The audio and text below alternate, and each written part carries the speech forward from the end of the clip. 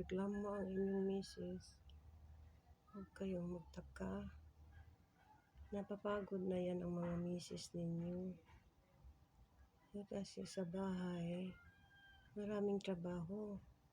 Siya maglinis, maghugas ng plato, manglaba, magluto. Siya pa ang mag-isip kung ano ang lulutuin. Tapos kung pagdating nyo sa bahay ninyo, yung mga damit nyo na mga madumi, kahit saan-saan nyo lang ilagay. Yan mag-umpisa ang bunganga ni misis. Tapos kung sabihan kayo, magagalit kayo kaagad na wala ng ano, hindi na kayo magkaintindihan.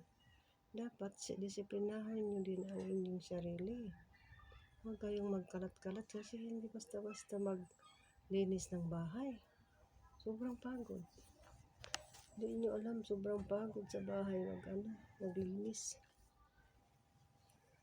Maganda pa magtrabaho kasi konti lang ang trabaho, isa lang.